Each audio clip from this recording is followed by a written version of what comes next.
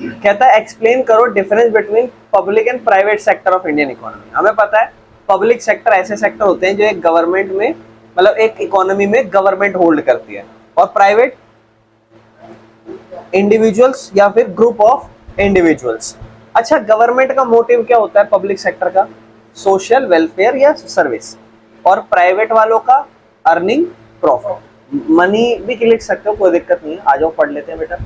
देखो इसने किस तरीके से एक्सप्लेन कर रखे डिफरेंस। 6 पॉइंट दे रखे हैं, मतलब 5 पॉइंट दे रखे हैं। कहता है आप कुछ और लिख लेना। कहता है पब्लिक सेक्टर में गवर्नमेंट ओन करती है जितनी भी सारी संपत्ति है, जो भी सारी सर्विसेज है। प्राइवेट सेक्टर अगर आपको याद हो, सेम लगभग ऐसी ही लैंग्वेज हमने उसमें भी पढ़ी थी, है ना, नोट्स में। बाकी रेलवे, पोस्ट ऑफिस एग्जाम्पल है इसके, ठीक है ना। TISCO, Tata and iron steel company limited, ठीक है ना। बाकी रिलायंस इंडस्ट्री, ये सब तो प्राइवेट है बेटा, है ना, ये सब प्राइवेट है ना। रेलवे, पोस्ट ऑफिस गवर्नमेंट के एग्जाम्पल है, एक आध याद रखना। तो बेटा पब्लिक सेक्टर में तो प्रॉफिट कमाना नहीं होता मकसद, बल्कि सर्विस भला करना होता है। प्राइवेट सेक्टर में प्रॉफिट कमाना होता है। गवर्नमेंट पैसा यहाँ से टैक्स के थ्रू लाती है। ये देखो सारे पॉइंट्स हमने पढ़े थे, अगर आपको याद हो। बाकी पब्लिक सेक्टर जो है ना, उसमें थोड़ा सा फीस जो है ना अपनी सर्विस का कम चार्ज करती है, जैसे सरकारी अस्पताल ये सब बेसिक फैसिलिटी देती है ना वो। और प्राइवेट सेक्टर वो है ज्यादा फीस चार्ज करती है। इसके अलावा आप कुछ और भी लिख सकते हो। अब देखो अगला क्वेश्चन, कितना लल्लू क्वेश्चन आ रखा है। कह रहा है इसके और में नेक्स्ट पेपर का है बेटा। कहता है डिफरेंस बताओ ऑर्गेनाइज्ड एंड अनऑर्गेनाइज सेक्टर के बारे में। कितना आसान है कि नहीं? ऑर्गेनाइज सेक्टर बेटा, लेकिन फिर भी आपको थ्योरी अच्छे से पता होनी चाहिए, तो हम थोड़ा सा रिवीजन कर लेते हैं। ऑर्गेनाइज सेक्टर जो कवर करती है सारी ऐसी बिजनेस, ऐसी एंटरप्राइजेस, मतलब ऐसे संस्थाएं या ऐसी दुकानें या ऐसे बिजनेस या ऐसी जगह काम की जहां पर एम्प्लॉयमेंट की जो टर्म्स हैं वो रेगुलर है एंड देयरफॉर लोगों को एश्योर्ड वर्क है। यूं बोलना, it is that work, that place of work where there is a fixed schedule of time, there is fixed salary, ठीक है ना, and there is pension, gratuity, PF, सब चीजें बढ़िया established well standard तरीके से है, systematic तरीके से है। अनऑर्गेनाइज्ड में यही चीजें अनसिस्टमेटिक तरीके से रन कर रही है। देखो यहाँ पर अनऑर्गेनाइज में जो कैरेक्टराइज है, मतलब अनऑर्गेनाइज को कैसे कैरेक्टराइज करा है, कहता है या तो ये छोटे या फिर स्कैटर्ड छोटी छोटी सी यूनिट होती हैं जो लार्जली गवर्नमेंट के कंट्रोल में होती ही नहीं है, ठीक है ना। और ऑर्गेनाइज सेक्टर जो होती है वो गवर्नमेंट रजिस्टर्ड करा के बनाते हो आप, और वहां पे रूल्स एंड रेगुलेशन गवर्नमेंट के अकॉर्डिंग फॉलो करते हो। वहीं पर क्या कहते हैं, अनऑर्गेनाइज में बेटा गवर्नमेंट के रूल्स फॉलो नहीं करते। बाकी वर्कर जो होते हैं ऑर्गेनाइज सेक्टर में वो सिक्योरिटी, अपने काम की जॉब सिक्योरिटी फील महसूस करते हैं बढ़िया। और एम्प्लॉयमेंट जो होती है वो अनऑर्गेनाइज में सिक्योर्ड नहीं होती है। एम्प्लॉइज जो होते हैं ऑर्गेनाइज सेक्टर में वो एक्सपेक्ट करते हैं कि उन्हें फिक्स नंबर ऑफ आवर में काम मिलेगा, अगर ज्यादा काम करेंगे तो फिर उन्हें ओवर टाइम एम्प्लॉयर देगा। और अनऑर्गेनाइज सेक्टर में तो भैया जॉब्स आपको ऑलरेडी लो पेड मिल रहा है वर्किंग आवर, और अगर मान लो आपको एक्स्ट्रा भी काम करना पड़ा तो कुछ प्रोविजन या कुछ एक्स्ट्रा पैसा नहीं मिलेगा। एम्प्लॉइज जो होते हैं बेटा ऑर्गेनाइज सेक्टर में उनको पेड लीव मिलती है, अगर छुट्टी करी तो ऐसा नहीं है पैसा कटेगा उनका, बल्कि आपको मैं बताता हूँ कुछ कुछ सरकारी नौकरियों में तो आपको, या फिर कोई अच्छी खासी प्राइवेट नौकरियां भी होती हैं, तो वहां पर आपको हर महीने या हर महीने नहीं, हर साल का आपको अलग से पैकेज मिलता है घूमने का। और ये आपकी जॉब के ऊपर डिपेंड करता है। मान लो आपकी अगर 80-90 हज़ार की सैलरी है और आप 80-90 हज़ार रुपये में जॉब कर रहे हो कहीं पे, तो मान लो आपका साल में एक बार, अगर आपका फैमिली मेल फीमेल पार्टनर हुआ तो आपका पार्टनर आपका पूरा बाकायदा ट्रेन से किराया होगा। जितनी अच्छी पोस्ट है आपकी उस हिसाब से आपको 3rd AC या 2nd AC का टिकट मिलेगा, तो पैसा ले लो, पैसा ही मिलेगा, ऑब्वियस सी बात है। तो सोचो ट्रैवलिंग अलाउंसेस भी मिलता है हमें, मतलब अगर जो बंदा जॉब कर रहा हो कहीं पे, तो कितना ज्यादा फायदा नहीं है, मतलब इस गवर्नमेंट जॉब। ये बेटा ये आजकल बहुत सारे प्राइवेट सेक्टर भी करते हैं, पर डिपेंड करता है वो अच्छी कंपनियां करेंगी, ऐसे नहीं कोई कुछ भी कर रहा है, ठीक है। तो मेरी बात आप समझ पा रहे होगी, ये प्राइवेट सेक्टर ऑर्गेनाइज सेक्टर का काम है। आपको यहाँ पर रहने का किराया तक मिलता है, ठीक है ना, मतलब घर से गाड़ी आना जाना, अच्छी जॉब होती है तो ये भी अलाउड होती है, ठीक है। डिपेंड करता है कितना अच्छी पोस्ट पे आप काम कर रहे हो। अगला हम आगे चलते हैं। अच्छा ये हम ऑलरेडी, अच्छा एक है कंट्रीब्यूशन बताओ ट्रेजरी सेक्टर का जीडीपी में। तो देखो बेटा ये अच्छा टॉपिक था, हमने अलग से भी इसको पढ़ा था, अगर आपको याद हो कि ट्रेजरी सेक्टर कर क्या रहा है जीडीपी में। तो भैया पिछले कुछ टाइम से ट्रेजरी सेक्टर ने बहुत ज्यादा ग्रोथ दिखाई है, जिससे जीडीपी हमारी अच्छी खासी रेशो भी है, उससे परसेंटेज याद कर लेना और डाटा याद कर लेना किस साल का कर रहे हो। 2017-18 का तो लिखना अकॉर्डिंग टू 17-18 इतना इतना हो गया है, जो हम सर्विस सेक्टर में बहुत इंक्रीज कर रहे हैं। दूसरा, सर्विस सेक्टर प्रमोट करता है प्राइमरी और सेकेंडरी बढ़िया से हो, प्राइमरी और सेकेंडरी बढ़िया से होंगे तो सर्विस बढ़िया से होगा। तो कैसे कंट्रीब्यूशन रहा है टेरिटरी सेक्टर का, इसको पढ़ लेते हैं। कहता है टेरिटरी सेक्टर सबसे लार्जेस्ट सेक्टर है इंडिया में आज के टाइम पे, और इसके अंदर हॉस्पिटल, पोस्ट ऑफिस, ट्रांसपोर्ट, ये सारी चीजें आती हैं, ठीक है ना, बैंकिंग, इंश्योरेंस, ये सब चीजें। ये सेक्टर जो है ना हमारी इकोनॉमी को बूस्ट करता है, क्योंकि जायज बात है सबसे लार्जेस्ट सेक्टर है, सबसे ज्यादा कंट्रीब्यूशन हो रहा है। वहीं पर डेवलपमेंट भी इसी की वजह से होती है, प्राइमरी और सेकेंडरी में, ठीक है ना। जैसे इनकम लेवल बढ़ेगी लोगों की, तो फिर जायज बात है वो रेस्टोरेंट, टूरिज्म, शॉपिंग, इन सब की डिमांड करेंगे, तो सर्विस और बढ़ेगी, है ना। बाकी नई सर्विस जो है जैसे इंफॉर्मेशन एंड टेक्नोलॉजी, ये भी एक बड़ी इंपॉर्टेंट या एसेंशियल पार्ट बन रही है इंडिया में आज के टाइम पे। तो आपसे वो पूछे कि सर्विस सेक्टर में एक ऐसा पॉइंट बताओ जो आज के टाइम पे ज्यादा उभर के आ रहा है, तो आईटी सेक्टर लिख देना, ठीक है बेटा। आ जाओ, ये क्वेश्चन हमने देखा था, ये total value of final goods and service जो प्रोड्यूस हुआ एक साल के अंदर, प्रोडक्शन मतलब जीडीपी। कहता है इन चित्रों को देखो, ओहो भाई साहब जी हैं जो है, ऐसा लग रहा है इंडस्ट्री में कहीं काम हो रहा है, ठीक है। तो कह रहा है कि कौन सा जो है ना किस सेक्टर में आ रही है ये हमारा, बता दो। वैसे अगर बाय चांस आ जाए तो आप लोगों को प्राइमरी, सेकेंडरी या क्वार्टरनरी। क्वार्टरनरी सेक्टर में बेटा मेजरली अगर आ जाएगा तो कोई सॉफ्टवेयर डेवलपर, जैसे मैंने आपको बताया था, जो भी IT sector, information technology sector होते हैं वो सारे आते हैं, डाटा एनालिस्ट, है ना, या फिर कोई फाइनेंशियल प्लानर, रिसर्चर या साइंटिस्ट, ये क्वार्टरनरी सेक्टर में आते हैं। बताओ कौन सा काम नजर आ रहा है, डी। ये अपना क्वेश्चन है, देखो राखी जो है ना उसने एक इकोनॉमिक सर्वे करा अपने इलाके में, और सर्वे ने रिवील करा बेटा कि लोग कितना पैसा कैसे कैसे कमा रहे हैं, ठीक है। और टेबल बनाया राखी ने, और पढ़ लो जरा। तो फार्मर इतने लोग हैं, टीचर इतने लोग हैं, हैंडलूम वर्कर्स जो अपने घरों में काम कर रहे हैं वो इतने हैं, वर्कर्स जो फैक्ट्रियों में काम कर रहे हैं इतने हैं, और एम्प्लॉय जो अस्पताल में काम कर रहे हैं इतने हैं। अब आपसे क्या बोलता है, how many people are working in organise, अरे यार हाँ सर आंसर दी, how many people are working in organise sector. Organise sector में बताओ क्या पहला ऑर्गेनाइज सेक्टर में आएगा, बिल्कुल भी नहीं आएगा। क्यों, सरकार बोलेगी कि आओ बेटा इतनी खेती जाओ तुम्हारी दिहाड़ी फिक्स करके दूंगे। टीचर जो स्कूल में काम कर रहे हैं भैया ये तो है, बिल्कुल सही बात। अच्छा हैंड घर में काम कर रहे हैं बेटा, ऑर्गेनाइज्ड अनऑर्गेनाइज्ड, अनऑर्गेनाइज्ड। वर्कर काम कर रहे हैं फैक्ट्रियों में, सोचो बिग फैक्ट्रीज है, ऑर्गेनाइज्ड हो भाई, ठीक है। बिग फैक्ट्री नहीं होती तो ठीक है। Employees working at hospital areas, ठीक है ना, तो hospital in the work, employees working at a hospital in the area, तो ये भी ऑर्गेनाइज्ड हो जाएगा, ठीक है ना। सरकार के अंदर आ जाएंगी तो फिर जनरली बना। लेकिन बिग फैक्ट्रीज बेटा जरूरी नहीं है, वैसे तो कुछ कुछ सरकार की फैक्ट्री होती हैं और कुछ कुछ नहीं होती, तो जो नहीं होंगी पर बड़ी फैक्ट्रीज हैं तो ये सारी चीजें तो प्रोवाइड करी भी होंगी ऑर्गेनाइज्ड वाली ना। चलो बेटा 3 नंबर का क्वेश्चन है, प्रॉब्लम बताओ अंडर एम्प्लॉयमेंट की एग्रीकल्चर में। अंडर एम्प्लॉयमेंट मतलब वही डिस्गाइज्ड अनएम्प्लॉयमेंट टाइप समझ लो, ठीक है। कहता है एग्रीकल्चर में ज्यादा लोग रिक्वायर्ड है, उससे ज्यादा लोग काम कर रहे हो, इसका मतलब वो लोग कहीं और जाके काम कर सकते हैं। क्यों, अगर वो हट भी जाएंगे तो क्या प्रोडक्शन कम हो जाएगी, नहीं। दूसरे शब्दों में वर्कर एग्रीकल्चर में अंडर एम्प्लॉयड है, ठीक है ना। क्यों, जितने भी फैमिली मेंबर्स हैं फैमिली वर्क काम कर रहे हैं पूरे साल, तो अब उन्हें कहीं नहीं जाना है ना, तो हर इंसान जो है ना वर्किंग कर रहा है ना के बराबर, है ना। तो उसको एक तरीके से भाई देखो कितना काम लोगों की जरूरत है, उतने कराओ और बाकियों को बोलो भाई जा बाहर जाके काम कर, हम इतने जने कर रहे हैं। Each one is doing some work but no one is fully employed, हर कोई ना कोई तो कर रहा है। पर जैसे मान लो मैं कहूं कि ये 3 टेबल है, इन 3 टेबलों को हटाओ और खड़ा रख करके रख दो। अब इन 3 टेबलों को मैटर करता है कि मैंने इसके अलावा मान लो बाहर कुछ और भी काम करना है या कुछ और भी है, तो मैं एक 3 4 5 जने थे, 5 जने इस टेबल को उठाने में लग गए। क्या एक जना नहीं कर सकता था, कर सकता था, बाकी 4 लोग कहीं और काम कर सकते थे, अच्छे से यूटिलाइजेशन होता। वो अंडर एम्प्लॉयमेंट वाली सिचुएशन होती है, जहां पर लगे कि कम लोग की जरूरत है फिर भी लगे पड़े हैं। एक अकेले लेडी हो और वो घर में 10-12 जनों का खाना बना रही हो, अंडर एम्प्लॉयमेंट वहां नहीं होगा। मतलब वैसे तो हम एग्जांपल रिलेट कर रहे हैं, ये सब अंडर एम्प्लॉयमेंट के एग्जांपल नहीं है, पर जस्ट समझा रहा हूं। अब उस लेडी को अगर 3-4 लोग, 2-3 लोग और हेल्प कर दे तो शायद काम थोड़ा सही हो जाएगा। लेकिन अगर मान लो वो 12 जनों के लिए खाना बना रहा हो, 12 लोग किचन में घुस जाए कि चलो मैं अपना ये, तो समझ लो कहने में प्रॉब्लम क्या है, वहां पर अंडर एम्प्लॉयमेंट आ जाएगी कि भैया जाके कुछ और काम कर लो, ठीक है। ये इस एम्प्लॉयमेंट को हिडन भी कहा जाता है बेटा, है ना, ध्यान है, इसे हिडन कहते थे, याद है। इस और डिस्गाइज्ड अनएम्प्लॉयमेंट भी कहा जाता है, लिख देना बेटा ये अलग अलग नाम इनके, ठीक है। और भैया इससे बढ़िया तो क्या करो, एडिशनल अपॉर्चुनिटी दे दो उन्हें, ठीक है ना, जैसे इन कामों में लगा दो, जाके काम तो कर लेंगे थोड़ा बहुत, है ना। रोल बताओ प्राइमरी सेक्टर का एम्प्लॉयमेंट जनरेशन में इंडिया में, बहुत अच्छा पॉइंट है, बता सकते हो क्या क्या एक्सप्लेन करोगे। कहता है बहुत सारी एक्टिविटीज हैं जो डायरेक्टली नेचुरल रिसोर्स कॉमनली जैसे प्राइमरी सेक्टर के अंदर आते हैं। जैसे मान लो आप कॉटन का प्रोवाइड, कॉटन जो है ना आपको क्या कहते हैं एम्प्लॉयमेंट देते हैं। मतलब आप बस ये बता दो कि प्राइमरी सेक्टर में कौन कौन कहाँ से काम करके क्या क्या कमा रहे हैं।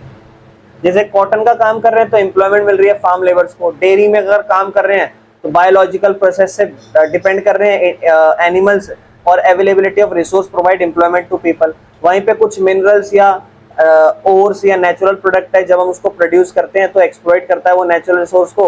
तो it is an activity of primary sector providing employment. तो बस इसने कुछ नहीं करा, इसने तो सारी वही चीजें बताई है कि हमें प्राइमरी सेक्टर से कहाँ से एम्प्लॉयमेंट मिल रही है। तो अगर मान लो दो तरीके से आंसर कर सकते हो। अगर आपको कभी भी लगे कि आपके पास एक क्वेश्चन आया है दैट एक्सप्लेन करो role of primary sector in agriculture, तो आप वही बता देना कि प्राइमरी सेक्टर क्या क्या हमें दे रहा है, कहाँ लोग काम कर रहे हैं, मिल रहा है। लेकिन इसके अलावा और भी चीज, ये एक काम करना, वैसे तो लिख सकते हो पॉइंट, पर उसने कहा रोल, तो आप एक काम करना, ये मत लिख देना, मत लिखना ये कि क्या क्या हम सुधार कर सकते हैं। लेकिन अगर क्वेश्चन पूछे कि क्या होना चाहिए या कैसे हो सकता है, तब लिख देना कि हम इरिगेशन कर सकते हैं, ये सारी चीज। बाकी ये चीज एक जरूर लास्ट में बोल देना कि पिछले 4 दशकों में इंडिया का जो है चेंज आया है शेयर के अंदर 3 सेक्टर जीडीपी में। सिमिलर शिफ्ट जो है ना वो एम्प्लॉयमेंट में नहीं आया। शिफ्ट क्या आया पिछले 4 दशकों में? सर्विस सेक्टर बढ़ता गया, लेकिन जो एम्प्लॉयमेंट है वो प्राइमरी से टेरिटरी में नहीं गई, वो वैसी रही है। तो ये एक नुकसान वाली चीज है। बाकी बेटा ये सारी चीज आप इसमें एक्सप्लेन कर सकते हैं, ठीक है। नेक्स्ट क्वेश्चन, एनालाइज करो changes taking place in the sector of Indian economy in the context of GDP. Change जो बदलाव आए हैं इंडियन इकोनॉमी के सेक्टर्स में जीडीपी के अकॉर्डिंग।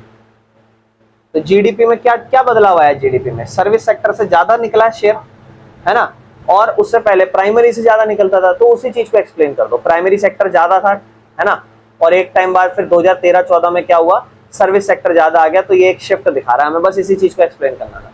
3-4 पॉइंट कर दोगे हो जाएगा एक्सप्लेन। कॉर्पोरेट सेक्टर में समझा देता हूँ, वैसे तो जरूरत नहीं पड़ेगी, पर फिर भी बाई चांस आ जाए तो आप कंफ्यूज ना हो जाओ एग्जाम में।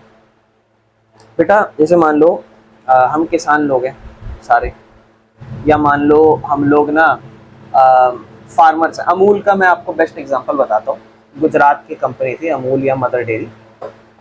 तो अमूल वाले जितने भी थे ना, जितने भी दूधिया थे, है ना, जितने सारे मिल्कमैन थे, सबने क्या करा, अपने गाय का दूध सारा इकट्ठा करा सुबह, और एक सबने पैसा मिलाया और एक बड़ी कंपनी बना दी, और उसको नाम दिया कोऑपरेटिव सोसाइटी। ना प्राइवेट कंपनी, ना सरकार की कंपनी, ना कोई पार्टनरशिप वाला बिजनेस, ना अकेला बिजनेस। अच्छा, कोऑपरेटिव सोसाइटी का मकसद क्या होता है पहले वो बताता हूँ। प्रॉफिट तो होता है, पर मेजरली मकसद होता है अपने आसपास के लोगों का भला करना, अपने साथियों का भला करना। मान लो हम 4 जने हैं, मान लो हम बना रहे कोऑपरेटिव सोसाइटी गेहूं की। आप 1 लाख लाए, आप 1 लाख लाए, मैं 1 लाख, ये 2 लाख ले आया, 5 लाख हो गए। 5 लाख बिजनेस शुरू कर देंगे। 1 लाख से कर रहे थे ना, तो अब क्या हुआ, हमने खुद ने एक बड़ी कंपनी बना ली। अब जो वो दूध वाली कंपनी है, पहले एक एक इंसान दूध बेचता होगा बाहर जाके, लेकिन अब क्या हुआ, अब बाहर जाके उन्होंने एक बड़े सारे आपस में जुड़ गए और एक बड़ा नाम बना लिया। जहां उन्हें मिडल मैन, यहां से दूध यहां दिया, फिर वहां गया, फिर वहां गया, और इनकी कमाई हो नहीं पा रही, वहां ये डायरेक्ट एक बड़ा सा सिस्टम बनाएंगे और डायरेक्ट खुद हर चीज प्रोवाइड करेंगे, दूध सामान। कोऑपरेटिव सोसाइटी, एक दूसरे का भला करना, गवर्नमेंट सपोर्ट करती है इसमें, और सक्सेसफुल हो जाओ अमूल जैसे, पैसा भाई। लेकिन वो स्टार्टिंग में उनका मेन पर्पस होता है कोई भी हमारा बंदा स्ट्रगल ना करे पड़ोसी। कोऑपरेटिव सोसाइटी समझ में आ गया होगा, ठीक है ना। बाकी आइडेंटिफाई करो सेक्टर को और अपने ऑप्शन चुनो। ऑब्जेक्टिव जो होता है सेक्टर का वो प्रॉफिट कमाना होता है। तो अब कोऑपरेटिव हट गया कि नहीं हट गया? मेन मोटिव कोऑपरेटिव का क्या होता है, जैसे गवर्नमेंट का होता था, एक दूसरे का भला करना। सेक्टर क्या कहता है, ओन बाय पर्सन और अ कंपनी। जब भी पर्सन की बात हो जाए तो पब्लिक सेक्टर तो हो ही नहीं सकता, सरकार करती थी, लेकिन अनऑर्गेनाइज तो अभी भी हो सकता है। Tata iron and steel is an example of this sector.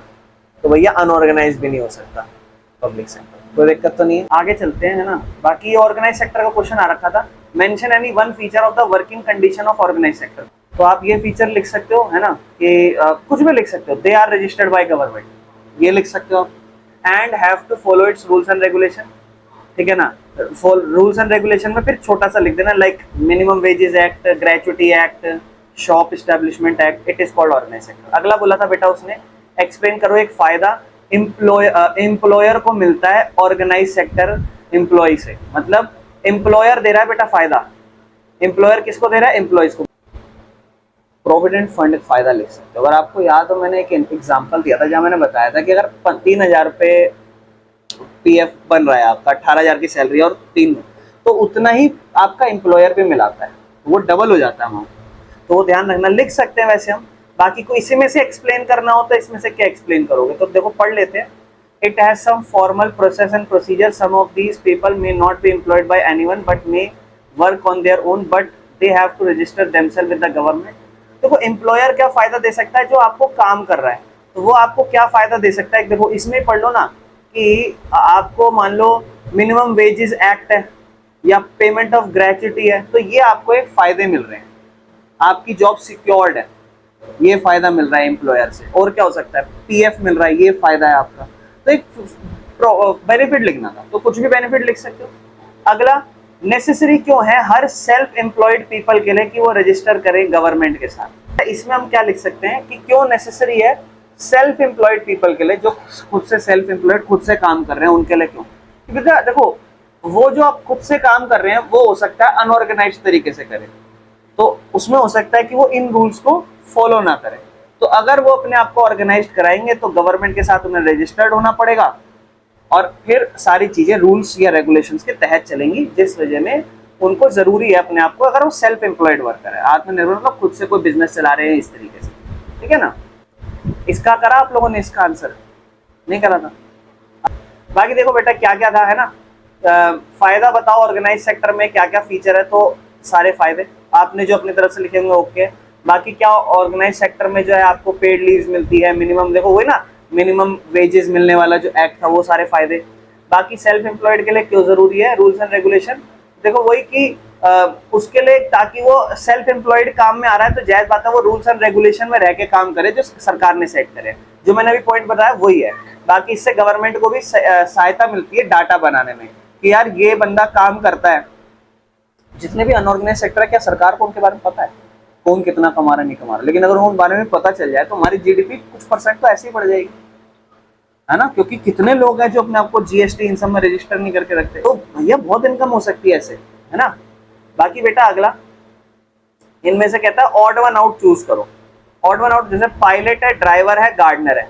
Pilot क्या काम करता है, सर्विस, ड्राइवर सर्विस, गार्डनर माली सर्विस, वो भी सर्विस ही है। गार्डनर मेंटेन कर रहा है ना, देखो मेंटेन है एक तरीके से, प्राइमरी से रिलेटेड कह सकते हैं। बाकी इसने बोला है ऑड वन आउट चूज करो। फिशरमैन, पहले सारा पढ़ लेते हैं, एक हो सकता है कि ये प्राइमरी से रिलेटेड हो, पर मेंटेन करते हैं गार्डन ये। फिशरमैन, टीचर और लॉयर। फिशरमैन क्या कर रहा है, फिशरमैन मछलियां निकाल रहा है, प्राइमरी हो गया। टीचर और लॉयर सर्विस दे रहे हैं। इंजीनियर, प्रोफेसर और फार्मर, तीनों में से एक अलग आ गया। डॉक्टर, टीचर और लॉयर, ये तीनों सर्विस दे रहे हैं, तो ये ऑड वन आउट में होगा। गार्डनर बेटा फिर प्राइमरी का ही पार्ट हो जाएगा, ठीक है ना। ये दोनों सर्विस है और ये प्राइमरी, ये प्राइमरी, ये दोनों सर्विस। इंजीनियर, प्रोफेसर दोनों क्या है, सर्विस, और ये प्राइमरी। तो दो सर्विस एक प्राइमरी था, लेकिन यहाँ तीनों ही सर्विस है, ठीक है। चलो आगे चलो। Choose the correct option to fill the blank. ये रहे आपके सामने चार ऑप्शन। प्राइमरी, सेकेंडरी, टेरिटरी जो हैं वो नेचर है सोशल एक्टिविटीज के, पॉलिटिकल तो बेटा नहीं है, प्रोडक्शन एक्टिविटीज के नेचर है, या गवर्नमेंट एक्टिविटीज। ऑप्शन सी, कोई दिक्कत तो नहीं है बेटा इसमें। चले आगे, प्रोडक्शन एक्टिविटीज। नेक्स्ट कहता है सिग्निफिकेंस बताओ प्राइमरी सेक्टर। अब देखो वो रोल, सिग्निफिकेंस मतलब इंपॉर्टेंस, क्या फायदा होता है। तो कहता है भाई आपको पहली बात तो सेकेंडरी सेक्टर को रॉ मटेरियल प्रोवाइड करके देता है, इसकी वजह से तो प्रोडक्शन होती है। एम्प्लॉयमेंट देता है, और भारत में तो सबसे ज्यादा एम्प्लॉयमेंट इसी में ही है। फूड की सिक्योरिटी यहीं से होती है। ट्रेड या नेशनल इंटरनेशनल ट्रेड भी जायज बात है, कुछ ना कुछ प्रमोट तो होते होंगे। फॉरेन एक्सचेंज आते हैं, अब देखो इतना नहीं पता कहाँ से फॉरेन एक्सचेंज इसकी वजह से आ रहे हैं, पर क्या पता आते हो, ये पॉइंट रहने देना, ठीक है ना।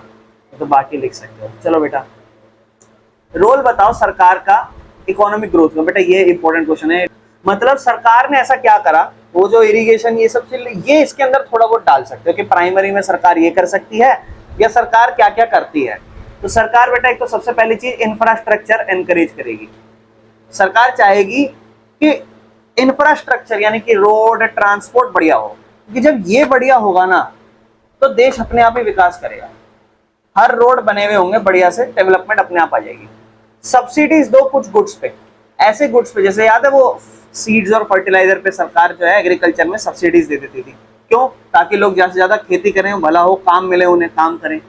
या फिर पब्लिक फैसिलिटीज में सरकार इन्वेस्ट करे ताकि लोग, पब्लिक फैसिलिटीज मतलब जन सुविधाएं, शौचालय बना दिए या फिर हॉस्पिटल्स बना दिए। जैसे दिल्ली में क्या बने हुए हैं, जन कल्याण कहते हैं उसे मेरे ख्याल से, है ना, वो हो गया।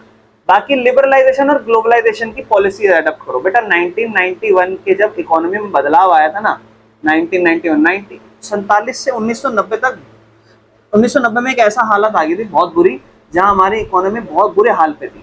1990 के आसपास ऐसी सिचुएशन थी कि इस इकोनॉमी में नए पॉलिसीज या नए बदलाव लाने बहुत ज्यादा जरूरी थे 1991 में। तो उसे हमने बनाई थी NEP, न्यू इकोनॉमिक पॉलिसी, और वहां पे 3 चीजों की बात करी गई थी। LPG, बता सकते हो क्या होती है LPG? Liberalisation, privatisation, globalisation. 1991 में जब भारत में बदलाव आया था। लिबरलाइजेशन, इससे पहले प्राइवेट बिजनेस को मोस्टली आजादी नहीं थी, वो प्राइवेटली अच्छे से बिजनेस कर सके। लिबरलाइजेशन मतलब आजादी दी, जो कस्टम्स ड्यूटी या फिर जितने इतने सारे उन पे बैन, मतलब एक तरीके से ड्यूटीज बहुत सारी थोप रखी थी, ये फॉर्मेलिटीज, वो प्रोसीजर, ये सब वो सब कम करा। सरकार ने ज्यादा कोशिश करी प्राइवेटाइज हो चीज, ज्यादा से ज्यादा चीजों को प्राइवेटाइज की जाए, क्योंकि जब तक लोग पैसा नहीं लगाएंगे हमारा सरकार देश बेहतर नहीं होगा और लोग सिर्फ सरकार के भरोसे चिप रहेंगे। ग्लोबलाइजेशन मतलब चीजों को ग्लोबलाइज, बाहर की कंपनियां यहाँ आए, यहाँ की कंपनियां बाहर जाके व्यापार करें, ज्यादा नई नई चीजें आए। LPG ये, और इसके बहुत बड़ा इंपॉर्टेंट नाम इस नई इकोनॉमिक पॉलिसी लाने के पीछे बता सकते हो क्या था? डॉक्टर मनमोहन सिंह, ध्यान रखना, ठीक है ना, फाइनेंस मिनिस्टर। लिबरलाइजेशन या ग्लोबलाइजेशन लाओ। लिबरलाइजेशन मतलब चीजों को आजाद कर दो, जो आपने बंधक लगा रखी है। देखो कुछ कुछ ड्यूटीज ऐसी हैं जो अभी भी लिबरलाइज नहीं है, जैसे शराब की दुकान खोलना, उसके लिए आपको क्या चाहिए? उसके लिए आपको लाइसेंस चाहिए, है ना। केमिस्ट की दुकान नहीं खोल सकते, कुछ कुछ दुकानें ऐसी जहाँ आपको लाइसेंस चाहिए। लेकिन ग्लोबलाइजेशन मतलब वैश्वीकरण, जो आप आगे जाके चैप्टर पढ़ोगे, आपकी बुक का एक चैप्टर आगे जाके ग्लोबलाइजेशन, इसके बारे में वहां जाना। बाकी पॉलिसीज अडॉप्ट करना, है ना, रूरल या सेमी रूरल इलाकों में कुछ प्रमोट करना इंडस्ट्री को। याद है स्मॉल स्केल इंडस्ट्रियां, छोटी छोटी दुकानें घरों में प्रमोट करी थी, वो यहाँ पर लिख देना। बाकी मगनरेगा तो है, ये मनरेगा लिखा हुआ है, किसको ही इम्प्रोवाइज करके मगनरेगा बनाया था अगले ही साल, ध्यान रखना, ठीक है ना। बाकी स्टार्टअप्स को सपोर्ट करे गवर्नमेंट। मैंने आपको बताया था एक ऐसा प्लान जो इंडिया ने स्टार्ट करा था, यार नाम बताओगे? मेक इन इंडिया, ये लिख देना, इसमें मेक इन इंडिया लिख देना। स्टार्टअप एक बनाया था, कैसे कैसे सरकार सपोर्ट करती है, make in India startup plan लिख देना। बाकी प्रमोट करती है फॉर्मल लोन्स मिल सके किसानों को, है ना, बहुत सारे पॉइंट लिख सकते हो बेटा। अगला कहता है फैक्टर बताओ जिससे सर्विस सेक्टर में ग्रोथ आई। भैया ऐसे फैक्टर जिससे ग्रोथ आई सर्विस सेक्टर में, एक तो वही क्या क्या कैसे कर सकते हैं। देखो जैसे मान लो संस्थाएं बढ़ाओ, स्कूल बढ़ाओ, अस्पताल बढ़ाओ, बैंक बढ़ाओ, तो जाहिर बात है सर्विस सेक्टर बढ़ेगा। स्कूल से क्यों बढ़ेगा? एजुकेशन। अस्पतालों से हेल्थ अच्छी रहेगी। और ये भैया बैंक से क्या होगा? लोन मिलेगा, ज्यादा से ज्यादा लोगों को आगे बढ़ने की कोशिश करेंगे। बाकी एग्रीकल्चर और इंडस्ट्री को जैसे जैसे वो विकास होंगी तो फिर जायज बात है उससे वो डिमांड करेंगे किसकी, कि अच्छा इंफ्रास्ट्रक्चर और रोड सब अच्छे हो, तो उससे डेवलपमेंट की डिमांड आएगी। या फिर इनकम लेवल जो होता है ना, जैसे जैसे लोगों का बढ़ेगा तो लोग ट्रांसपोर्ट, शॉपिंग, होटल्स, है ना, रेस्टोरेंट, इन सब की डिमांड करेंगे कि अच्छा हो, लग्जरी लाइफ जीने की कोशिश करेंगे। या फिर भैया कम्युनिकेशन एंड टेक्नोलॉजी बढ़ा दो, तो उससे क्या है, सर्विस की डिमांड या सर्विस में ग्रोथ होगी। बाकी इससे क्या है ना, टेरिटरी सेक्टर ग्रो करेगा बेटा। चित्र देखो, चित्र देख के आपको कहता है कि आंसर करो। कार है, कार वॉश हो रही है बेटा यहाँ पे, और कार, अच्छा सॉरी, कार बन रही है इंडियन वर्कर्स के द्वारा और उसको ट्रांसपोर्ट करेंगी अब्रॉड, मतलब देश से बाहर। कौन? MNC। MNC full form multinational company, ध्यान रखना। बोलता है इनमें से जो पिक्चर आप देख रहे हो कौन से सेक्टर के अंदर आती है ये? देखो कार बन रही है इंडियन वर्कर्स के द्वारा और उसके बाद ट्रांसपोर्ट हो रही है कहां पर, अब्रॉड में एमएनसी के द्वारा। यहाँ पे बना मतलब ये कोई बाहर की कंपनी होगी, वो इंडिया में आके, तो इंडिया में आ रखे तो क्या है, मल्टीनेशनल कंपनी मतलब पता है क्या है? एक ऐसी ऐसी कंपनी जो 3-4 देश में खुली हुई हो, उसे मल्टीनेशनल। तो इंडिया में खुली हुई है तो वहाँ यहाँ से मान लो यहाँ बन रही है या बाहर से बन रही है और इधर उधर ट्रांसपोर्ट होगी। बताओ प्राइमरी, सेकेंडरी, टेरिजरी या क्वाटरनरी? क्वाटरनरी तो बिल्कुल नहीं होगा और प्राइमरी भी बिल्कुल नहीं होगा, ठीक है ना। सेकेंडरी और टेरिजरी में से बेटा क्या आंसर होगा? टेरिजरी। सेकेंडरी नहीं है। अब देखो समझ लो, मेरी बात ध्यान समझना, आपके मन में एक सवाल आएगा, बेटा कार मेड बन चुकी है इंडियन वर्कर के द्वारा और आपको ट्रांसपोर्ट हो रही है, transport is a part of service, that's why it is not a secondary. Clear है? लैंग्वेज पे फोकस कर लेना। बाकी बेटा मेजर बताओ, ऐसे 3 तरीके बताओ जिससे इंक्रीज हो रही है एम्प्लॉयमेंट अपॉर्चुनिटी शहरों में। तो शहरों में कैसे एम्प्लॉयमेंट आप बढ़ा सकते हो? आईटी सेक्टर लिख देना सबसे बेस्ट आजकल सर्विस सेक्टर में, है ना। या फिर एजुकेशन सेक्टर बढ़ना चाहिए, हेल्थ सेक्टर बढ़ना चाहिए, बैंकिंग सेक्टर भी ग्रो करना चाहिए, है ना। और क्राफ्ट इंडस्ट्री को प्रमोट करना चाहिए, regional craft industry. Regional craft मतलब अलग अलग इलाके और वहां पे वो अपना अलग अलग खुद से हैंडीक्राफ्ट बनाते हैं ना, उसको प्रमोट करो। लोग जब खरीदेंगे ना तो सर्विस सेक्टर अपने आप बढ़ेगा, ठीक है ना। ज्यादा फोकस किस पे करो? आईटी सेक्टर पे, या फिर इंप्रूवमेंट करो, प्रमोशन करो टूरिज्म को, ठीक है ना। या फिर इंफ्रास्ट्रक्चर जैसे कि रोड, हाईवे, बिल्डिंग हो गई, स्कूल्स हो गई, इनका विकास करो, इनका स्ट्रक्चर बढ़ाओ, इंफ्रास्ट्रक्चर बढ़ाओ। बाकी कुछ सेक्टर जो है जिनमें प्रॉपर प्लानिंग की जरूरत है, आगे बात चलो। नेक्स्ट 3 नंबर का, इंडिया के अंदर अगर आप वर्कर जो है ऑर्गेनाइज सेक्टर में काम कर रहे हैं तो वो सिक्योरिटी इंजॉय करते हैं एम्प्लॉयमेंट की। बेटा इसके लिए ना वो जो एम्प्लॉयमेंट पेंशन एक्ट थे, ग्रेचुटी एक्ट थे, ये सब एक्ट में याद कर लेना, थोड़े काम आ जाएंगे, है ना। तो वही सब चीजें इसके अंदर लिख देना बेटा कि ऑर्गेनाइज सेक्टर में वो ऐसा क्या क्या होता। अच्छा एग्जामिन करो इस स्टेटमेंट को एप्रोप्रिएट आर्ग्यूमेंट करके। अच्छा लोग जो है ना ऑर्गेनाइज सेक्टर में एंजॉय कर रहे हैं सिक्योरिटी ऑफ एम्प्लॉयमेंट, कि हमें तो कोई काम से नहीं निकालेगा। कहता है इसी स्टेटमेंट को एग्जामिन करो इसके ऊपर आर्ग्यूमेंट करके। तो वर्कर जो ऑर्गेनाइज सेक्टर में काम कर रहे हैं are given an appointment letter stating all terms and condition of work in the organise sector, worker can not be remove from the job, ठीक है ना। अब क्या कर रहे हैं, एक तरीके से आर्ग्यूमेंट्स मतलब एक स्टेटमेंट बता रहे हैं आर्ग्यूमेंट करके कि हाँ यहाँ ये चीजें होती है, ठीक है ना। या फिर ऑर्गेनाइज सेक्टर में रजिस्टर्ड होते हैं किस किस एक्ट के according? Factory act, minimum wages act, payment of gratuity, है ना, और शॉप एंड एस्टैब्लिशमेंट एक्ट, ठीक है। बाकी और पॉइंट्स भी लिख सकते हैं, छुट्टियां मिलती हैं उन्हें रोज, मतलब रोज नहीं, जब जब छुट्टियां होती हैं। बाकी टेरिजरी सेक्टर में क्या कंट्रीब्यूशन रहा है, रिपीटेड क्वेश्चन आ गया अभी, ठीक है ना। टेरिजरी सेक्टर से क्या क्या विकास हुआ है। देखिए बेटा टेरिजरी सेक्टर से भैया प्रोडक्शन और सेकेंडरी चीजों की और डिमांड भी हुई है, और जायज बात है टेरिजरी सेक्टर एक तरीके से सपोर्ट करता है प्राइमरी और सेकेंडरी को, ये चीज लिखना। प्राइमरी की बात हो तो बोलना प्राइमरी टेरिजरी को सपोर्ट करता हो, बोलना टेरिजरी की बात हो तो टेरिजरी प्राइमरी और सेकेंडरी को इनहेंस और अच्छा कर देता है। बाकी जैसे कुछ सर्विस होती है अस्पताल की, educational institution, telegraph service, police station, court, बेटा ये सब सर्विस के अंदर आती है, तो इससे हमारी इकोनॉमी में डेवलपमेंट आती है अगर ये चीज अच्छी होंगी तो। बाकी आपका एग्रीकल्चर इंडस्ट्री भी डेवलप का जो सपोर्ट है, डेवलपमेंट का जो सपोर्ट है वो भी इन्हीं वजह से होता है, ठीक है। बाकी डिमांड बढ़ रही है सर्विस की, जैसे मान लो टूरिज्म, शॉपिंग, प्राइवेट, ये सब सर्विस सेक्टर की वजह से ही बढ़ रही है इनकी डिमांड, लोग ज्यादा इनकम बढ़ती है तो फिर होता है। बहुत है बेटा, कितने बार बार पॉइंट्स करोगे। कौन सा प्रोविजन है जो बनाया था महात्मा गांधी नेशनल रूरल, अब देखो पढ़ लेते हैं। गवर्नमेंट ने इंश्योर करा था 100 दिन की employment for all resident, all resident नहीं थे बेटा, गांव के थे, ठीक है, तो यहाँ गलती हो गई। देखो गवर्नमेंट इंश्योर करती है 200 दिन, ये तो खत्म। गवर्नमेंट ने प्रोवाइड करा था ग्रेन्स, नहीं भैया ये भी नहीं। गवर्नमेंट ने प्रोवाइड करी थी अनएम्प्लॉयमेंट अलाउंस अगर वो एम्प्लॉयमेंट ना दे पाए तो, सही है। देखो जीडीपी की इंपॉर्टेंस क्या है बेटा, तो जीडीपी से देश का विकास होगा भैया, मेजर कर सकते हो आप दूसरे देश को, अपनी जीडीपी से कंपेयर कर सकते हो, अपने अपने आप को पीछे से कंपेयर कर सकते हो, और जीडीपी से आपको पता चलता है कौन सा सेक्टर कितना योगदान कर रहा है। तो बहुत सारी चीजें हैं बेटा, है ना। तो पहले जीडीपी को एक्सप्लेन कर देना। अच्छा ये तो डिफाइन जीडीपी और इसकी इंपॉर्टेंस क्या है बेटा, ये आपकी कंट्री का स्टैंडर्ड ऑफ लिविंग बताता है, लोग कैसे जी रहे हैं, और ये आपकी बताता है आपकी इकोनॉमी कितनी हेल्दी है, और 2-4 पॉइंट और लिख देना, खत्म बेटा, ठीक है ना। अगला क्वेश्चन कहता है रोल ऑफ प्राइमरी सेक्टर, बेटा ये 3-4 बार आ गया सेम टाइप का क्वेश्चन, तो इसको कर लेना, ठीक है ना। चलो आगे चलते हैं, हम क्या करेंगे बार बार। कहता है फाइनल गुड्स और सर्विस कैसे कैलकुलेट होती है, इसको एक एग्जांपल के थ्रू एक्सप्लेन करो। मैंने कहा था ना वो एक एग्जांपल एक्सप्लेन कर देना, याद है, यूं बोल देना कि suppose a person Ramu produce wheat rupees cost 100 and produce sugar cost rupees 50।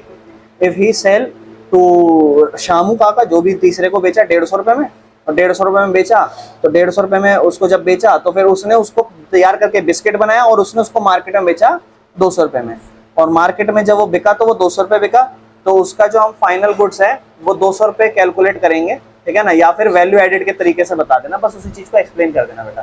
कहता है वैल्यू जो होती है फाइनल गुड्स की वो प्रोड्यूस, ये तो जीडीपी की फुल फॉर्म बता दी है ना एक तरीके से, जो भी हम प्रोड्यूस फाइनल गुड्स की बात कर रहा है, कह रहा है जो भी हम फाइनल गुड्स प्रोड्यूस करते हैं एक तो उसकी बात, और दूसरा जीडीपी के बारे में बात बताइए। कहता है हर चीज जो बेची जा रही है वो जरूरी नहीं है उसे काउंट करो, वरना इससे ओवरलैपिंग हो जाएगी। और देखो एग्जांपल दे दिया यहाँ पे, तो मैंने जो एग्जांपल समझाया था वो लिख देना बेटा, बहुत है, आराम से हो जाएगा, ठीक है बेटा। यहाँ मैंने सिर्फ 2025 के पीवाईक्यू डिस्कस करें आपके साथ, 2024 मैं कहूंगा अभी रिपीटेड आने लग गए थे, 2024 करोगे क्या ही कर लोगे, जब हम एग्जाम टाइम पे आएंगे तब कुछ और एक्स्ट्रा टाइप के क्वेश्चन पढ़ लेंगे ताकि रिवीजन हो जाएगी।